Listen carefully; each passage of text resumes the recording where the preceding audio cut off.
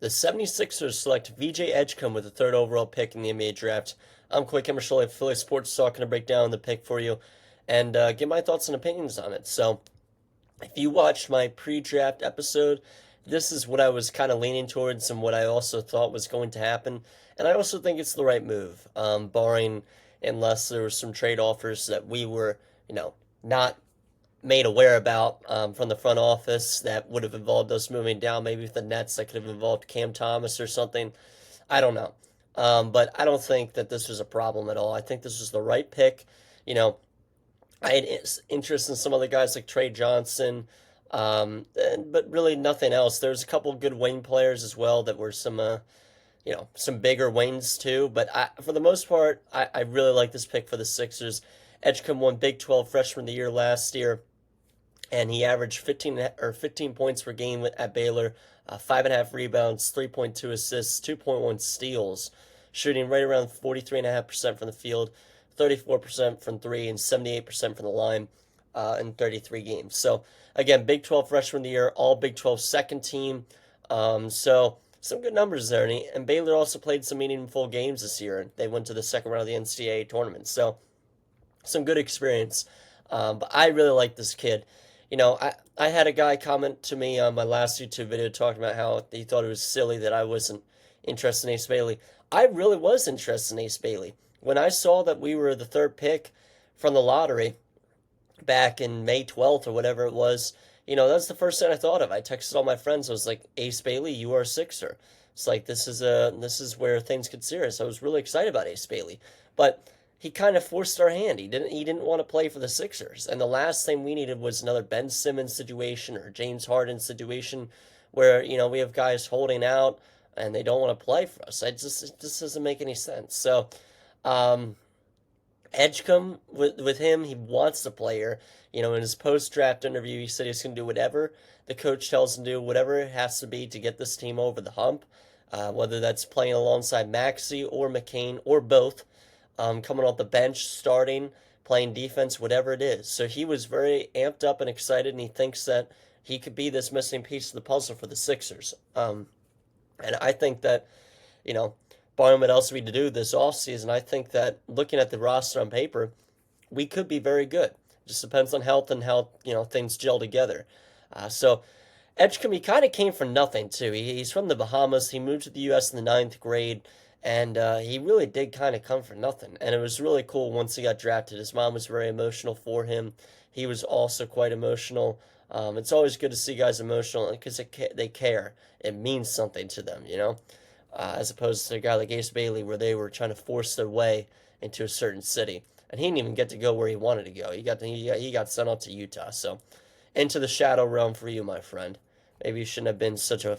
I'm not going to get into all that stuff, but still, I hate when guys do it. So in the 2024 Olympic qualifying tournament in Valencia, Edgecombe averaged 16.5 points per game, 5.5 rebounds, 3.8 assists.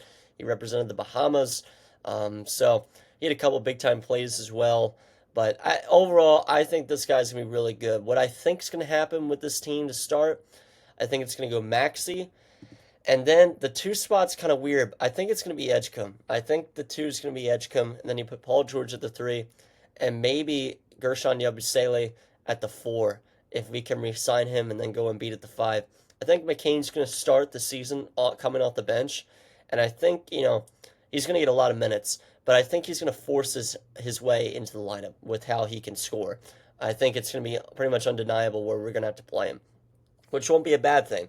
But we'll just have to figure something out. Edgecombe might struggle in the beginning, and then maybe it goes Maxey, McCain. And you could also put Edgecombe at the three, too. He's a potential wing player as well as a three. He's going to have to work on his three-point shot. 34% in college, not the greatest. It's not awful either. He'll knock down his wide open looks, but we just need him so when he's in that corner, he can knock down those threes. Because defensively, he's there. Athletically, he's there.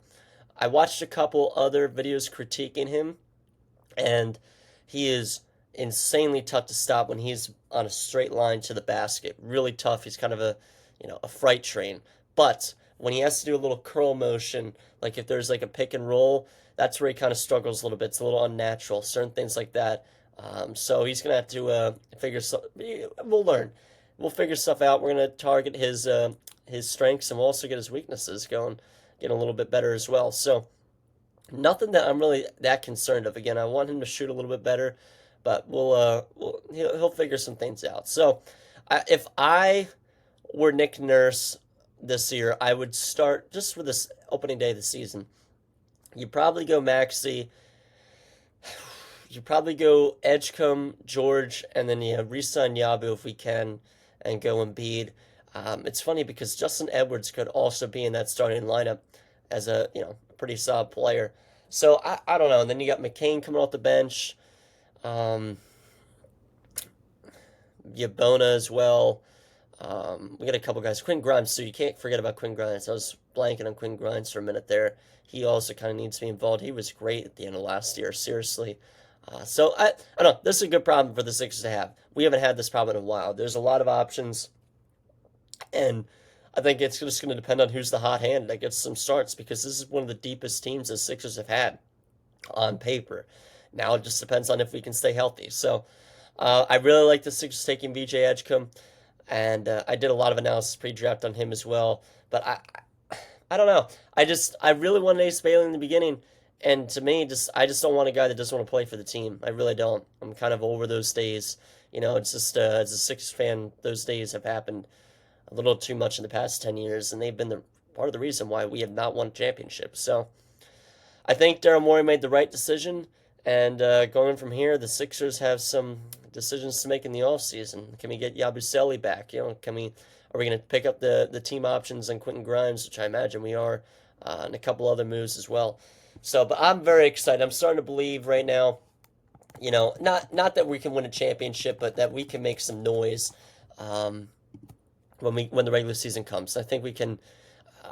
I think we can make it run. I really do. I believe in this team. I think Embiid's going to be healthy. So, now we just have to get our role players as a priority with getting contracts signed in the off season right now, and maybe we make a move or so. But yeah, that's going to do it for this one. VJ Edgecombe, welcome to the 76ers. Thank you for listening. Peace.